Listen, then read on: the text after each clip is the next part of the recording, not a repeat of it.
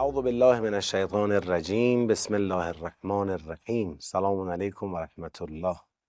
این 21مین جلسه ملاقات قرار انشاءالله از سوره مبارکه رعد درس بگیریم برای اقامه نماز. جلسه امروزمون رو بذارید با یه سوالی شروع کنیم. میشه آدم یه عملی انجام بده، یه وضعیتی داشته باشه که به خاطر عمل او پدر و مادر و همسر و فرزندان و خانواده او با هم برن بهشت؟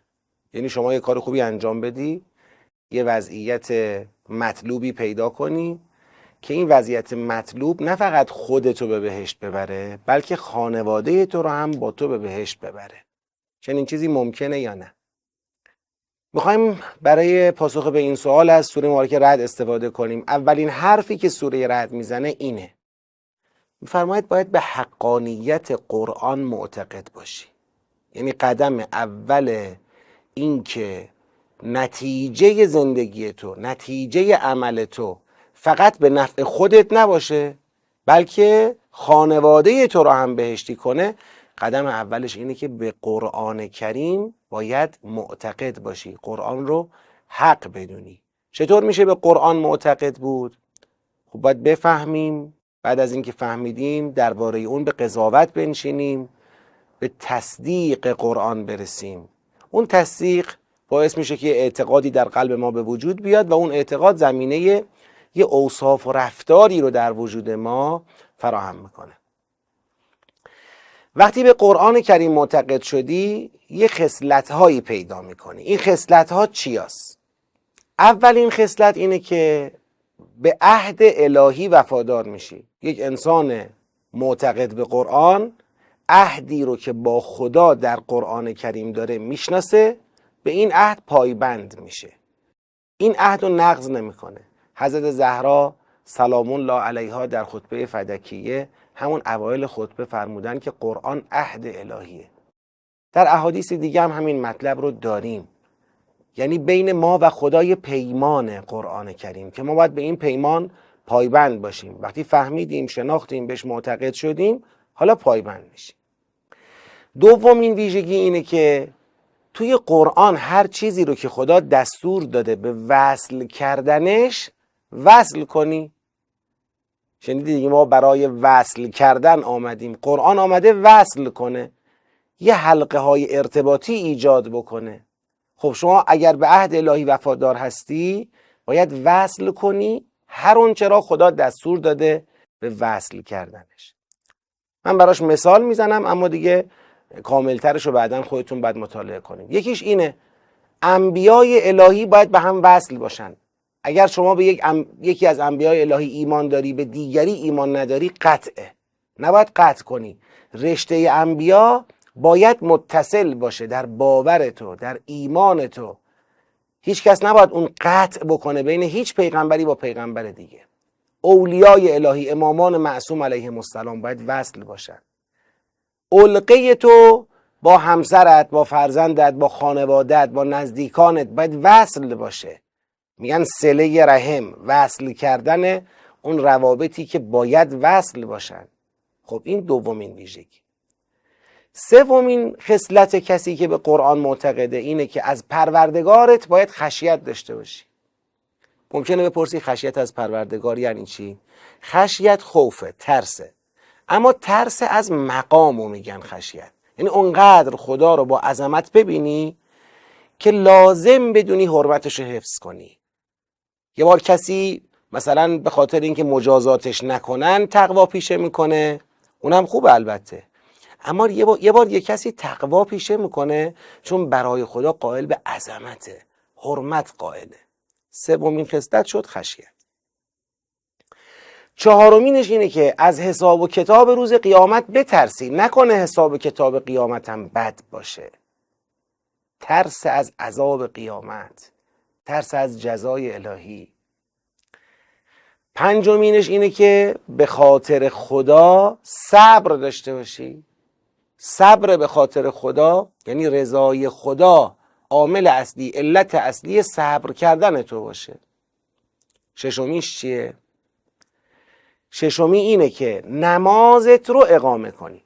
ما مبحثمون ملاقاته، مبحث ملاقاتم برای اقامه نمازه. به مناسبت همین ویژگی ما این مبحث رو انتخاب کردیم و راجبش داریم صحبت میکنیم. صفت هفتم اینه از اون چه خدا روزیت کرده به صورت پنهان و آشکار انفاق کنی. انفاق از هر اون چه خدا رزق و روزی تو قرار داده. و هشتمیش اینه که بدی رو با خوبی جواب، که البته میدونید چقدر ظرفیت بالا و بالایی میخواد کسی برسه به یه رشدی، به یه کمالی که اگرم باش بدی کردن بتونه اون بدی رو با خوبی پاسخ بده و عملا از بدیها خوبی بسازه. در داخل جامعه ایمانی خوبیها گسترش پیدا کنه، بدیها هی مرزش محدود و محدود و محدودتر بشه تا وقتی که از بین بره. این 8 خصلت اگر کسی داشته باشه، در حقیقت میتونم بگم بنا به تعبیری که ما تو قرآن خواهیم خوند میرسه جلوتر، هم خودش بهشتی میشه، هم خانواده او با او راهی بهشت میشن. البته این 8 صفت رو اگر میخوای داشته باشی باید یه صبر ویژه‌ای بر حفظ این 8 صفت داشته باشی. استقامت میخواد، پایمردی میخواد، ایستادن میخواد، کم نیاوردن میخواد، زمین خوردی بلند شدن میخواد. یه صبری بر حفظ این 8 صفت که اگر باشه خانواده آدم هم با آدم راهی بهشت میشه. البته یه شرطی داره. قرآن کریم به این شرط اینطور اشاره میکنه، میگه بله تو این 8 صفت رو داری میری بهشت و خانواده تو هم با تو میان بهشت، به شرطی که صلاحیت داشته باشن. میدونم الان یه سوالی برات پیش اومده، با خودت میگی این که گفتن نداره. خب اگر خانواده من صلاحیت داشته باشن خودشون بهش میان دیگه. نیازی نیست که بگیم به خاطر عمل من، به خاطر شخصیت من، به خاطر اینکه من 8 صفت رو در خودم جمع کرده بودم اونا اومدن بهشت. خب اونام صلاحیت داشتن، اونام آدمای خوبی بودن، پدر، مادر، فرزند، همسر آدمای خوبی بودن اومدن بهشت دیگه. حالا دیگه این گفتن داره؟ خدا بخواد بگه اگر تو اینطوری باشی تو خودت بهش میری اونام میان؟ بذارید آیاتشو براتون بخونم بعد با هم دیگه به پاسخ این سوال بپردازیم. بفرماد افمن یعلم انما انزل الیک من ربک الحق کمن هو اعمی، آیا اونی که میدونه قرآن حقه، آنچه از جانب پروردگار تو نازل شده حقه، مانند کسیه که نابیناه؟ انما یتذکر اولو الالباب، فقط صاحب خردان متذکر میشن. بعد اون 8 صفت رو بیان میکنه. آیه 20 تا 22 سوره مبارکه رعد این 8 صفت رو بیان میکنه.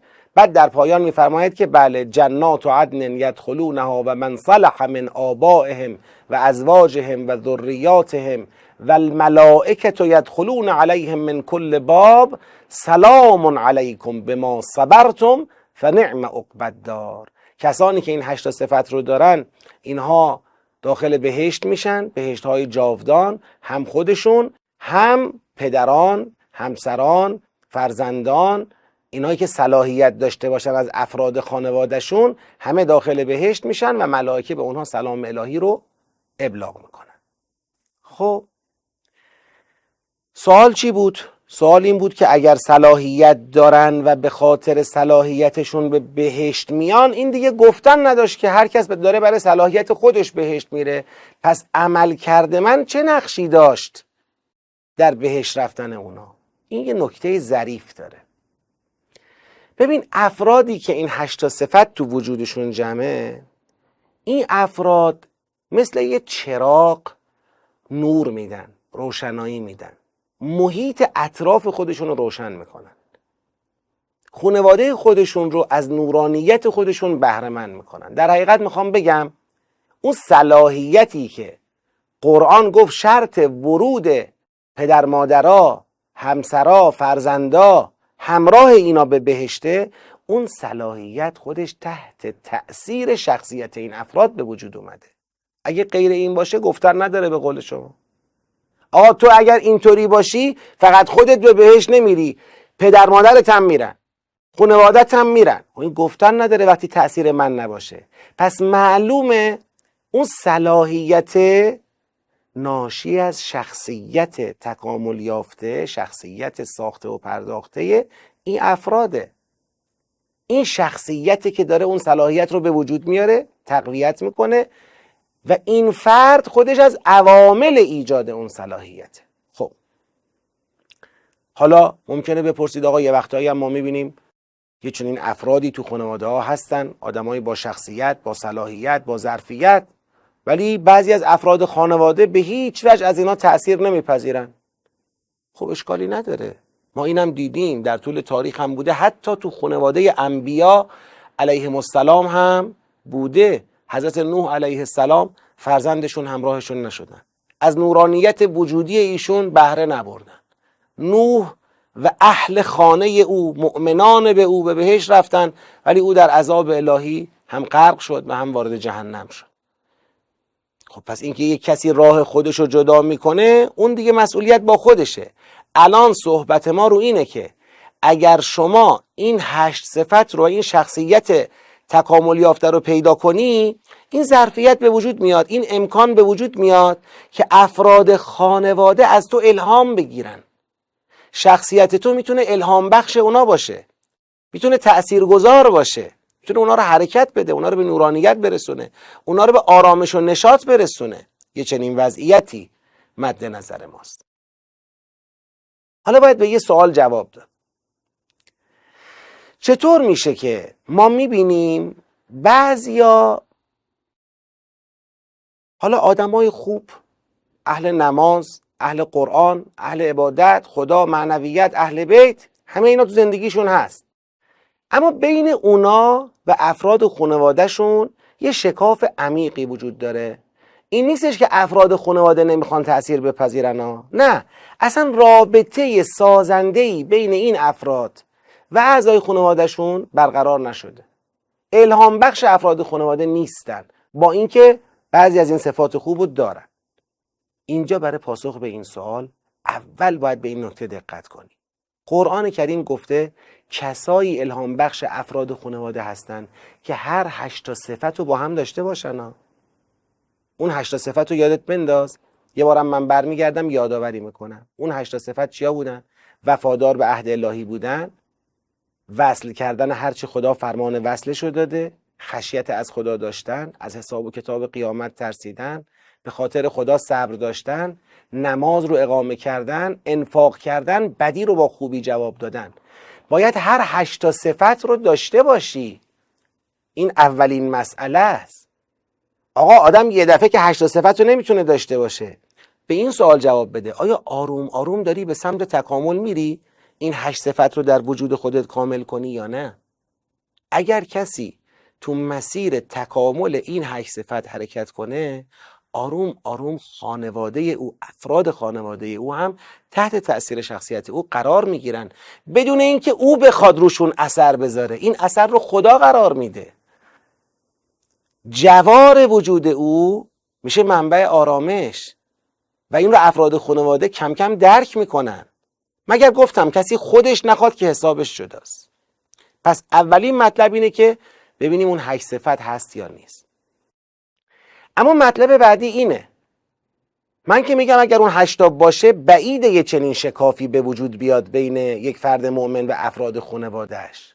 بعیده. مثلا ببینی پدر و مادر تو راه خدا، یا پدر یا مادر هر کدوم تو راه خدا، بقیه همه دارن راه دنیا و دنیاگرایی رو میرن. بعیده چنین چیزی در صورت وجود اون 8 صفت، بعیده چنین چیزی به وجود بیاد. ولی بذارید یه حرف دیگر هم بهتون بزنم. یه وقتی انسان میخواد این رابطه رو برقرار کنه، ظرفیتشو نداره، آمادگیشو نداره، چون خودشو تربیت نکرده، خودشو آماده نکرده، به درستی خودشو نشناخته، اون نورانیت و آرامش الهی که تو وجودشه به اندازه‌ای نیست که باعث جذب بقیه و ایجاد زمینه صلاحیت تو وجود بقیه باشه. اون وقته که همجواری با این افراد به درد دیگران نخواهد خورد. اما اگر اون تربیته، اون خودشناسیه به وجود اومده باشه، ظرفیت واقعی وجودی خودشو درک کرده و با خودش ارتباط درستی برقرار کرده، خود درباره خودش به شناخت آرامش رسیده، خود به خود زمینه انتقال این نورانیت و آرامش به دیگران فراهم میشه. کنار او نشستن مایه شفای بقیه است، مایه صلح بقیه با درون خودشونه.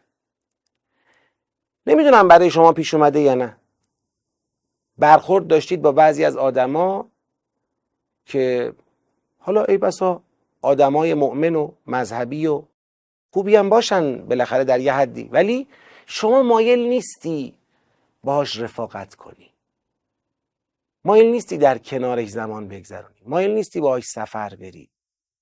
چرا؟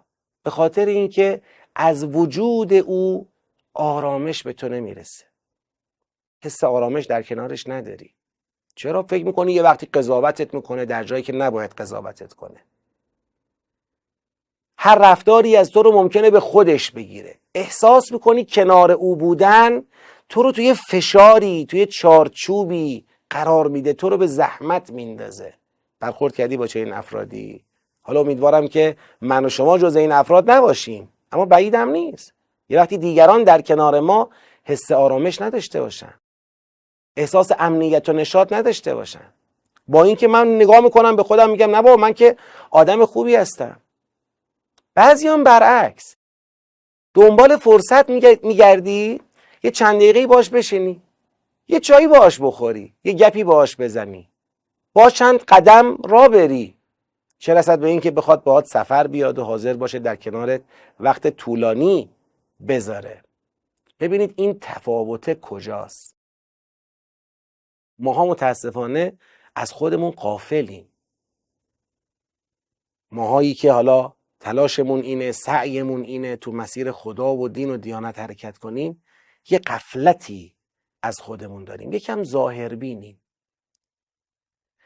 زود بین خودمون و بقیه دیوار میکشیم با قضاوت کردن. دقت کنید، بحثای این جلسه بحثایی که فکر میکنم برای هر کدوم از ما ضروریه.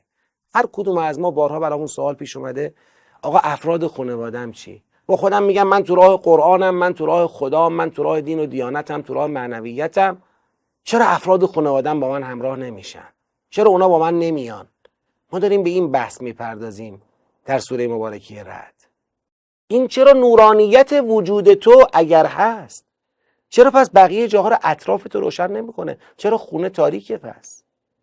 این سوال مهمیه، چون ماها متاسفانه به خاطر ظاهربینی که داریم بین خودمون و بقیه دیوار میکشیم.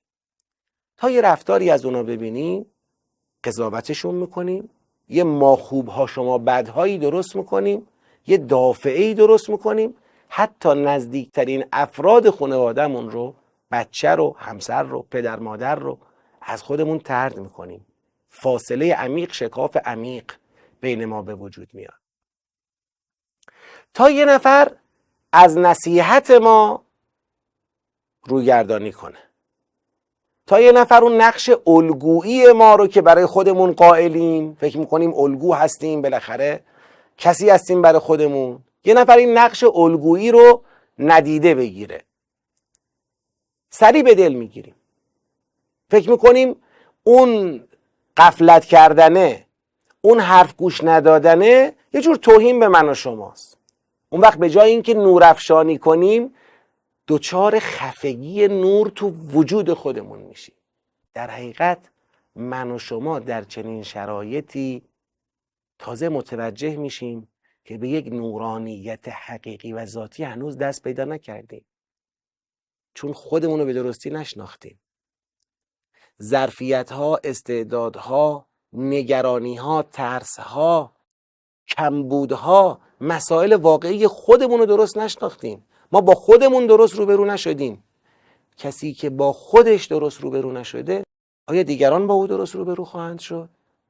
آیا خواهد تونست این رابطه معنادار، تأثیرگذار الهی رو بین خودش و دیگران برقرار کنه؟ به نظرم چنین اتفاقی نمیفته.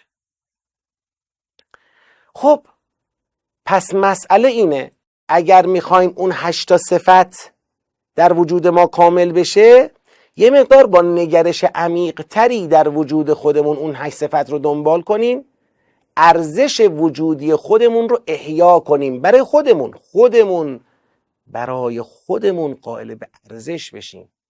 وابستگیمون رو به تایید بقیه باید آروم آروم حذف کنیم. در واقع میخوام به یه سوال جواب بدم. ممکنه با خودت بگی چی میشه دیگران عکس العمل منفی در قبال ما و نقش الگویی ما دارن، چی میشه ما از اونا فاصله میگیریم؟ جوابش روشنه، ما به تایید اونا محتاجیم. تا اونا ما رو تایید نکنن ما آروم نمیگیریم. ما منبع تایید رو بیرون از وجود خودمون دنبالش میگردیم. خب در این صورت معلومه نقش دیگران باعث به هم ریختگی من و شما میشه. وقتی من و شما به هم ریختیم، از نظر درونی دچار آشفتگی شدیم، اون رابطه بین ما و دیگران قطع میشه. اون حالت الهام بخش بودن از بین میره، تاثیرگذاری از بین میره. اون موقع دیگه این نیست که شما میری بهشت، خانوادت هم با شما میان بهشت. نه معلوم خودت بری، نه معلوم خانوادت رو بتونی با خودت ببری. پس باید اون تأیید را، منبع تأیید رو از کجا تأیید میگیری؟ برای خودت، برای رفتارات، برای شخصیتت، برای اوصافت، باید در درونت باشه. تأیید اینجاست. حقیقت اخلاص رو اگه میخوای بدونی چیه، حقیقت اخلاص همین. حقیقت اخلاص اینه که برسی به جایی که وقتی میدونی کارت درسته، فهمیدی کارت درسته، دیگه درسته، چه دیگران تاییدش کنن چه ردش کنن. این حقیقت اخلاص. این احساس ارزشمندی عمیق در درون خود داشتن انسان رو به اخلاص میرسونه. دیگه تایید دیگران برای آدم تعیین کننده نمیشه. وقتی فهمیدی راه درسته، چه بقیه همراهت بشن چه نشن، راه درست رو میرم. من فکر میکنم یکی از جنبه هایی که خوبه در قیام ابا عبدالله الحسین علیه السلام بهش توجه کنیم همینه. هیچ کی تایید نمی‌کرد. امت اسلام حاضر به تایید حرکت حضرت نبودن. تو اون جامعه به اون گستردگی، تو اون کشور به اون عظمت که بالاخره بلاد اسلامی میدونید گسترده بود، عراق بود، عربستان بود، ایران بود، نمیدونم شامات بود، بلاد گسترده اسلامی. تو پهنه اون سرزمین های گسترده کمتر از 100 تا آدم پیدا شد که با امام حسین علیه السلام همراهی کنه. همون 100 تا هم اگر پیدا نمیشد، مطمئن باشید تزلزلی در وجود امام حسین علیه السلام پدید نمی اومد. چون از بیرون تایید نمیگیره، در درون وجودش رسیده به حقانیت کار خودش، به حقانیت راه خودش. اون وقتی که هر کی بخواد به سمت کمال حرکت کنه، اگر به سمت کمال حرکت کنه، پدری، مادری، همسری، فرزندی، رفیقی، آشنایی، دوستی، فامیلی، همکاری، هر کی بخواد به سمت کمال حرکت کنه، تو رو نگاه میکنه، ازت الهام میگیره، تو مسیر کمال در حد خودش همسفرت میشه. پس برای دعوت کردن دیگران به بهترین ها، بهترین خودتو به دیگران عرضه کن. اون بهترین خود رو عرضه کنی به دیگران یعنی چی؟ یعنی اون وجودی که تایید رو از درون خودش پیدا کرده، به ارزشمندی وجود خودش پی برده، دیگه عکس العمل بقیه برای او اضطراب، ناامنی، ترس، غضب، قضاوت ایجاد نمیکنه. این اون نقطه‌ایه که باید هدف بگیریم. همه ما تو راهیم برای رسیدن به این نقطه. اون 8 صفت قرار اینو در وجود ما رقم بزنه. نگاه کن تو اون 8 صفت میگه بدیها را با خوبی جواب میده. چطور میشه آدم بدیها را با خوبی جواب میده؟ این اصلا از اون بدیها دریافت علیه خودش نمیکنه. متوجهه که این بدیها عوارض وجودی و زندگی دیگران، در مسیر رشد دیگران مسائلی وجود داره، اونام درگیرن، اونام مسائلی دارن، ازشون رفتاری، گفتاری ممکنه سر بزنه که اون رفتار و گفتار مقصود اصلیش ما نیستیم. این تراوش وجودی او بوده. دیگه شما به خودت نمیگیری. وقتی به خودت نگرفتی آرامی. وقتی آرامی، همونی که بدی کرده از تو خوبی دریافت میکنه. اون وقت این علقه برقرار میشه. به نظر من همین یه تیکش که بعدی ها را با خوبی جواب میدن فینالشه دیگه. یعنی شما اون 7 رو که میای اینجا به بلوغ میرسه که قبلش چیه؟ انفاقه، قبلش چیه؟ نمازه، قبلش چیه؟ برید بخونید تا برسیم به اون 8 صفت. حالا میخوام یه حرف مهم بهتون بزنم.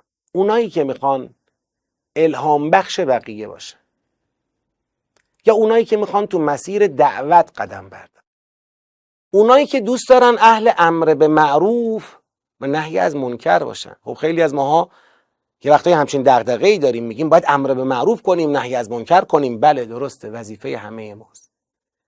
اما ما به یه بلوغی احتیاج داریم برای اینکه اهل دعوت بشیم، شایسته امر به معروف و نهی از منکر باشیم، الهام بخش بقیه باشیم، الگو باشیم. یه بلوغی لازمه. اون بلوغ چجور به وجود میاد؟ گوینده، شنونده، قبل از هر کس و هر چیز به خودت بپرداز. خودتو رشد بده. اگر خودت رو رشد دادی، ارزش وجودی خودتو کشف کردی، اون وقت زمینه دعوت بقیه با نگاهت، با حضورت، خیلی وقتا دیگه نیازی به کلامم نیست و در جایی هم با کلامت، با رفتارت زمینه دعوت بقیه فراهم میشه. وجود تو میشه نورانی و وجود تو بقیه رو همراه میکنه باش تو به سمت بهشت، به سمت کمال. اینه که تو قرآن کریم امر به معروف، نهی از منکر از اوصاف انبیا شمرده شده. انبیای الهی، انسانهای کامل این کارو دارن انجام میدن. پس ما اگر میخوایم تو این راه قدم برداریم باید متخلق به اخلاق انبیا شده باشیم. این که متخلق به اخلاق انبیا بشیم هم یه نمایش یا یه تصمیم صرفا نیست. من تصمیم گرفتم از این به بعد اخلاقم خیلی خوب باشه. نه، باید اون درون را برای حمل این اخلاق رشد داده باشی، به کمال رسونده باشی، خودت رو کشف کرده باشی، خودت رو زندگی کرده باشی، اون خود واقعی و الهی خودت رو زندگی کرده باشی. اون وقته که بله اخلاق انبیا میاد روی این وجود مستقر میشه، ظرفیتش رو پیدا میکنی.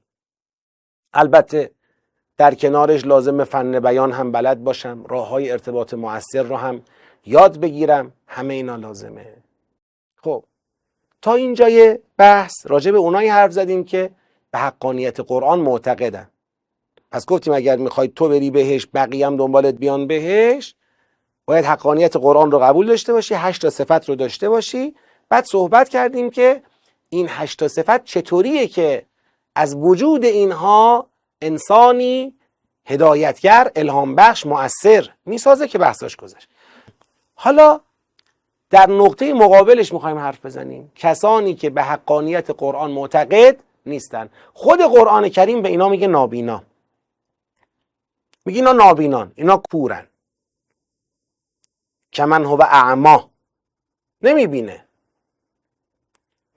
خب اینایی که نابینا هستن چه ویژگی هایی دارن؟ اونجا 8 تا ویژگی بیان کرد، اینجا 3 تا. ویژگی اول اونجا چی بود؟ عهد الهی را حفظ میکنن. ویژگی اول نابیناها اینه که عهد الهی را حفظ نمیکنن. قرآن رو نمیشناسه، بشناسه هم به قرآن معتقد نیست، پایبند نیست، ملتزم نیست. این ویژگی اولشونه. ویژگی دوم اون انسانهای الهام بخش چی بود؟ این بود که آنچه را خدا فرموده وصل کنید وصل میکنن. اینا ویژگی دومشون چیه؟ برعکسن. آنچه را خدا فرموده وصل کنید قطع میکنن. رشته سلسله جلیله انبیا را قطع میکنن. ارتباطاتی رو که باید در بستر خانواده داشته باشن قطع میکنن. ارتباطای بهینه و سازنده‌ای که باید با حاکمیت داشته باشن، با مردم داشته باشن، با ارباب رجوع داشته باشن قطع میکنن. این قطع کردنه. هویت اجتماعی محصول تربیت افراده. اگر ما تربیت بشیم به هویت یک پارچه اجتماعی دست پیدا میکنیم، به هم وصل میشیم، به حاکمیت وصل میشیم، سلسله جلیله انبیا در باور ما به هم وصل میشه. این به هم وصل شدن هاست که تاریخ رو به نتیجه میرسونه.